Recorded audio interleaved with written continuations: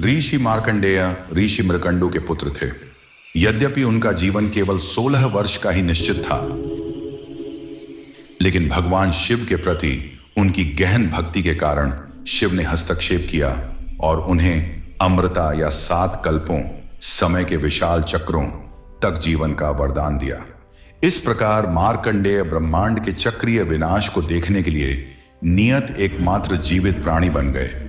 विशाल आध्यात्मिक ज्ञान प्राप्त करने के बाद मार्कंडेय ने और भी अधिक समझ की तलाश की। उन्होंने संरक्षक भगवान विष्णु से प्रार्थना की कि वे उन्हें परम माया और प्रलय का दर्शन कराएं। भगवान विष्णु ने यह अनुरोध स्वीकार कर लिया। महाप्रलय का दर्शन एक शाम ध्यान करते समय उनके चारों ओर की दुनिया बिखरने लगी। सबसे पहले कई वर्षों तक एक विनाशकारी सूखा और अकाल पृथ्वी पर पड़ा। 7 झुलसाने वाले सूर्यों की गर्मी तेज हो गई, जिससे सभी नदियां, झीलें और महासागर सूख गए।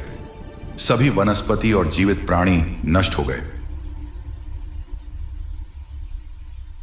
इसके बाद ब्रह्मांडीय अग्नि भड़क उठी, जिसने संपूर्ण भौतिक ब्रह्मांड को भस्म कर दिया। पर्वत पिघल गए और आकाश धुएं और लपटों में घिर गया। अग्नि द्वारा विनाश के बाद विशाल तूफानी बादल एकत्र हुए और लगातार 12 वर्षों तक मूसलाधार बारिश हुई। पृथ्वी, वायुमंडल और स्वर्गीय लोक विशाल अशांत गहरे ब्रह्मांडीय महासागर में पूरी तरह से डूब गए। मार्कंडेय अपने वरदान और भगवान विष्णु की कृपा से सुरक्षित स्वयं को पूरी तरह से अकेला पाते हैं। प्रलय के असीम काले जल में लहरों से हिलते रहते हैं। एक दिन उन्होंने अचानक एक अद्भुत दृश्य देखा, जिसने अंधेरे को भेद दिया। उन्होंने लहरों पर तैरते हुए एक शानदार अविनाशी बरगद का वृक्ष देखा। एक अकेली छोटी सी बरगद की पत्ती पर एक सुंदर गहरे रंग का शिशु बालक विश्राम कर रहा था। मार्कंडेय पूरी तरह से चकित थे। जब पूरा ब्रह्मांड जल में समाहित हो चुका था, तब इतना छोटा कमजोर बालक कैसे अस्तित्व में हो सकता था। तब बालक ने अपना मुंह खोला और दिव्य भ्रम की एक अनूठे प्रेरणा से मार्कंडेय अपने मुख से बालक के शरीर के अंदर समाहित हो गए।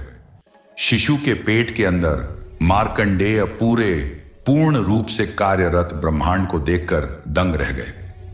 मार्कंडेय ने बालक के भीतर के अनंत विस्तार को हजारों वर्षों तक खोजा, लेकिन उसका अंत नहीं पा सके। विनम्रता और विस्मय से अभिभूत होकर उन्होंने भगवान की प्रार्थना करना शुरू कर दिया। जैसे ही उन्होंने ऐसा किया, बालक ने सांस बाहर निकाली और मार्कंडेय उसके मुख से बाहर निकल गए, वापस लौकिक जल पर आ गिरे। बालक मुस्कुराया और स्वयं को भगवान विष्णु के रूप में प्रकट किया। उन्होंने समझाया कि संपूर्ण ब्रह्मांडीय विघटन उनकी समझ से परे माया, उस भ्रम का एकमात्र प्रकटीकरण था जो शाश्वत सत्य को छुपाता है। प्रलय भगवान की अंदर ली गई श्वास है और बाद की सृष्टि उनकी बाहर छोड़ी गई श्वास है। पत्ती पर विश्राम करने वाला शिशु रूप विष्णु है, जो योग निद्रा की अवस्था में है। अगले सृष्टि चक्र के शुरू होने तक पूरे ब्रह्मांड को अपने भीतर सुरक्षित रखते हैं। इस प्रकार मार्कंडेय ने समझा कि भगवान ही परम वास्तविकता है, जो जीवन और मृत्यु, सृष्टि और विघटन दोनों से परे हैं।